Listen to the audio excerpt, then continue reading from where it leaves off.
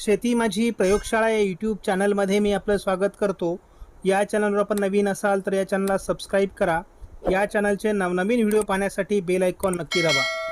आपणास व्हिडिओ आवडल्यास लाईक आणि शेअर अवश्य करा. नमस्कार, मी डॉक्टर मच्छिंद्र बांगर महाराष्ट्रातील आणि देशातील हवामान परिस्थिती संदर्भात ताजे अपडेट देणार आहे. आपण बघतो की उत्तर भारताच्या दिशेने WD सरकतोय, परंतु सध्या उत्तर भारतामध्ये फारसं WDचा प्रभाव नाही आहे. मात्र बंगालच्या उपसागराच्या दक्षिणेला श्रीलंकेच्या उत्तर भागामध्ये जे कमी दाबाचं क्षेत्र होतं किंवा डिप्रेशन होतं ते आता हळूहळू कमजोर होऊ लागलं आहे. दक्षिणी राज्यात म्हणजे तामिळनाडू आणि केरळमध्ये त्याचा थोडा परिणाम होण्याची शक्यता आहे. म्हणजे जानेवारीच्या उत्तरार्धामध्ये WD मैदानी भागाकडे सरकतील असा मॉडेल अंदाज देऊ लागले आहे. भारतीय हवामान खात्याने डिप्रेशनचा प्रभाव संपवून बेलमार्क लो प्रेशरमध्ये सिस्टम परावर्तित झाल्याचं जाहीर केले. या ठिकाणी आपण बघतो की बंगालच्या उपसागराच्या दक्षिणेला अंदमान समुद्रामध्ये तयार झालेली सिस्टम आता श्रीलंकेच्या उत्तरेला येऊन संपुष्टात आली असली तरी कमी दाबाच्या स्वरूपात थोडं ते दक्षिणी राज्यांवर परिणाम करण्याची शक्यता आहे. आपण बघतो आजच्या तारखेला राजस्थान, दिल्ली, पंजाब, उत्तराखंड, बिहार आणि ओरिसा या राज्यांमध्ये थंडीचा प्रभाव आणि उत्तरेकडील बहुतांश राज्यांमध्ये धुक्याचा प्रभाव अजून कायम दाखवण्यात येतो आहे. शिवाय तामिळनाडूमध्ये आज पावसासंदर्भातला येलो अलर्ट देण्यात आला आहे. भारतीय हवामान खात्याने दिलेल्या अलर्टमध्ये पुढील 48 तासात राजस्थान आणि बिहारमध्ये थंडीची लाट कायम राहील. त्याचबरोबर पंजाब, हरियाणा, दिल्ली, उत्तराखंड, हिमाचल प्रदेश, उत्तर प्रदेश आणि बिहार या काही राज्यांमध्ये धुक्याचा प्रभाव कायम राहील. शिवाय तामिळनाडूमध्ये पावसासंदर्भातला येलो अलर्ट कायम आहे. खास करून तामिळनाडूच्या काही भागामध्ये काल आपल्याला 24 तासात पावसाचं वातावरण तयार झालेलं दिसते. तोही हलक्या स्वरूपाचा पाऊस होता.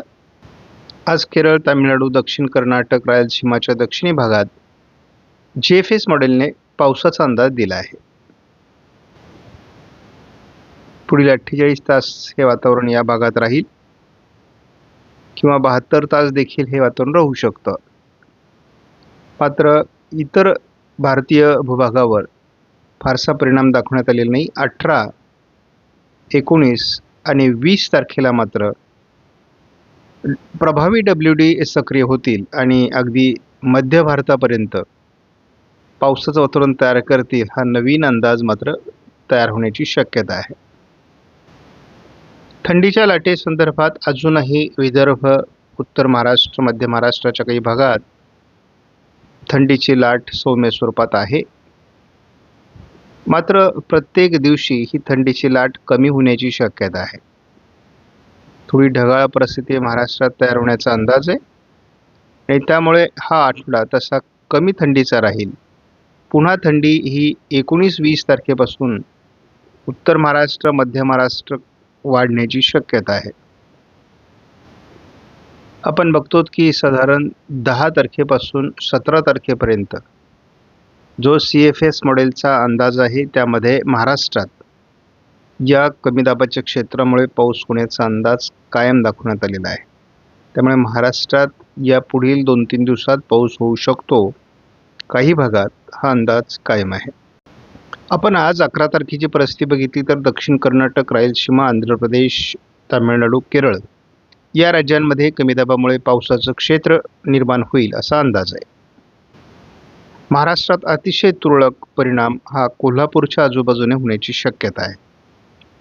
उद्या 12 तारखेला 13 तारखेला हे पावसाळी क्षेत्र थोडं पुणे, सातारा, सांगली, कोल्हापूर या घाट माथ्याच्या काही भागावर असण्याची शक्यता आहे. मात्र त्याचा प्रभाव कमी होताना दिसतोय. केरळ, तामिळनाडूमध्ये मात्र किंवा दक्षिण कर्नाटकात देखील जोरदार पावसाचा अंदाज 13 तारखेला आहे. शिवाय वाऱ्याचा वेग देखील महाराष्ट्राच्या आणि या दक्षिणी राज्यांच्या काही भागात वाढू शकतो. 14 तारखेला देखील मराठवाड्याच्या दक्षिणी भाग, पश्चिम महाराष्ट्र, दक्षिण कोकणाच्या थोडा पूर्व भागामध्ये ढगाळ वातावरण हलक्या शिडकाव्याची शक्यता आहे. 15 तारखेला हे वातावरण संपणार आहे. 19 तारखेपासून पुन्हा उत्तर भारतात प्रभावी WD यायला सुरुवात होईल. 20 तारखेला अतिशय प्रभावी असा WD उत्तर भारतात असेल. 21 तारखेला याचा उत्तर भारतात मोठा प्रभाव राहील. 22 तारखेला हे उत्तरेतच त्याचा प्रभाव राहण्याची शक्यता आहे. आपण काल बघितलेलं होतं, या मॉडेलने आपल्याला काही पावसाळी वातावरण दाखवलेलं होतं, परंतु तो एरर ठरू शकतो. आपण एकूणच जर अंदाज बघितला तर उत्तर भारतात प्रभावी WD दाखवलेत, परंतु महाराष्ट्रावर परिणाम दाखवलेला नाही. तसं मुळातच जानेवारी तसा कमी पावसाचा महिना ठरतोय, परंतु जेव्हा मॉडेलमध्ये काही असे एरर असतात तेव्हा ते एरर आपण अपडेटमध्ये पुन्हा बघत असतो आणि त्यामुळे त्यातले बदल आपल्याला समजतात. आजपासून महाराष्ट्राच्या काही भागात ढगाळ वातावरण निर्माण होण्याची शक्यता आहे. त्या पार्श्वभूमीवर थोडं लातूर, सोलापूर, कोल्हापूर, सिंधुदुर्ग, रत्नागिरी या भागात आज दुपारनंतर थोडं ढगाळ वातावरण असू शकतं. फार पावसाळी वातावरण आज तयार होईल असं नाही. उद्या या मॉडेलने देखील थोडं पावसाळी वातावरण दाखवलेलं होतं. कोल्हापूर, सांगली आणि सातारा भागामध्ये थोडं तुरळक पावसाळी वातावरण आणि ढगाळ वातावरण राहण्याची शक्यता आहे. या ठिकाणी आपण बघतो की निपाणी ते कोल्हापूर, जे दक्षिण कोल्हापूरच्या भागात हे वातावरण आहे. सांगली थोडं भागामध्ये हे वातावरण दाखवण्यात येते. कराडपर्यंत, कराड, विटा, सांगली, कोल्हापूर या भागात हे वातावरण तयार होण्याची शक्यता उद्या आहे. साधारण 13 तारखेपर्यंतच हे वातावरण राहणार आहे. त्यानंतर या वातावरणाचा प्रभाव संपण्याची शक्यता आहे. पण पुणे जिल्ह्यात देखील बघतो की लोणावळा, पुणे, महाड या भागात देखील थोडी ढगाळ परिस्थिती 13ला वाढण्याची शक्यता आहे. शिवाय आपण बघतो पुणे, दौंड, कर्जत, खेड, बारामती, भोर या भागामध्ये सुद्धा थोडं वातावरण दाखवलं जाते 13 तारखे. आपण बघतो की अगदी संभाजीनगर, जालना, बीड किंवा अहिल्यानगरच्या काही भागामध्ये आणि दौंड, जामखेड, करमाळा,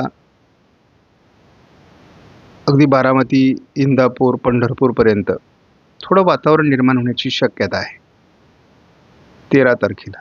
यानंतर मात्र हा प्रभाव संपण्याची शक्यता आहे. किरकोळ ढगाळ परिस्थिती काही भागात राहील, परंतु आपण असं बघितलं की अशा किरकोळ परिस्थितीमधूनच आपल्याला 1 तारखेला आणि 4 तारखेला महाराष्ट्रात पाऊस झालेला आपण बघितला होता. त्यामुळे थोडी काळजी घेणं गरजेचं आहे, परंतु केवळ 12, 13, 14 असंच हे पावसाळी वातावरण आहे. त्यानंतर मात्र हे ढगाळ वातावरण देखील कमी होऊन जाईल.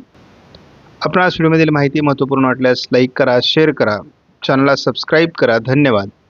जय हिंद, जय महाराष्ट्र, जय बळीराजा.